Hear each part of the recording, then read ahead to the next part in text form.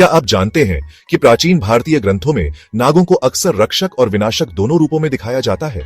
तो क्या ये सर्प रूपी प्राणी वास्तव में देवता थे या राक्षस? इस रहस्य को जानने के लिए मेरे साथ इस यात्रा पर चलिए। नाग भारतीय पुराणों में सबसे रहस्यमय और आकर्षक प्राणी है। इन सर्प रूपी प्राणियों का संबंध सिर्फ धर्म से नहीं है, बल्कि ये जीवन, मृत्यु और पुनर्जन्म के चक्रीय स्वरूप के प्रतीक भी हैं। आज हम नागों के रहस्यों में गहरे उतरेंगे और जानेंगे कि इनकी सच्चाई क्या है। नागों के बारे में सबसे बड़ा सवाल यह है कि इनकी प्रकृति को लेकर प्राचीन ग्रंथों में असहमति क्यों है। क्या ये शुभ देवता थे या अशुभ राक्षस? विभिन्न ग्रंथों में नागों को अलग अलग रूपों में दिखाया गया है। कहीं इन्हें आधे मानव, आधे सर्प के रूप में बताया गया है, तो कहीं इन्हें सिर्फ सांप या समृद्धि के प्रतीक के रूप में चित्रित किया गया है। तो आखिर सच्चाई क्या है? यह एक पहेली बन चुकी है जिसे सुलझाना हमारे लिए एक चुनौती है। आइए हम नागों की इन रहस्यमय कथाओं को और विस्तार से जानते हैं।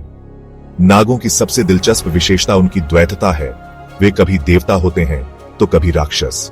इस विरोधाभास को हम नागों के राजा तक्षक की कहानी में देख सकते हैं।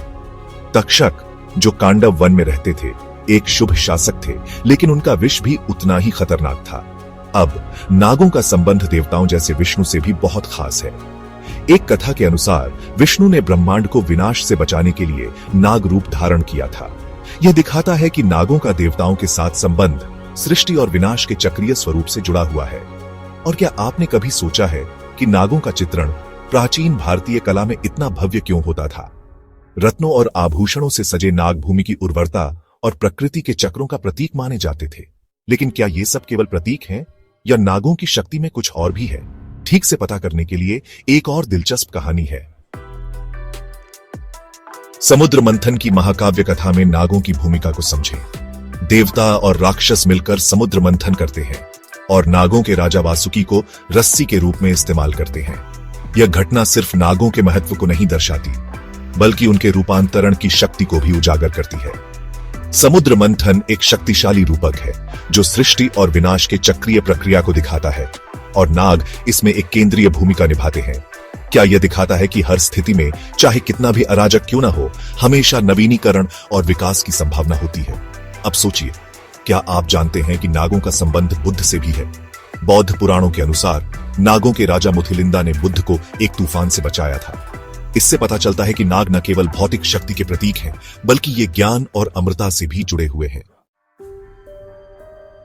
तो नाग केवल सर्प रूपी प्राणी नहीं है, बल्कि ये जीवन के चक्रीय स्वरूप, ज्ञान और पुनर्जन्म के गहरे प्रतीक हैं।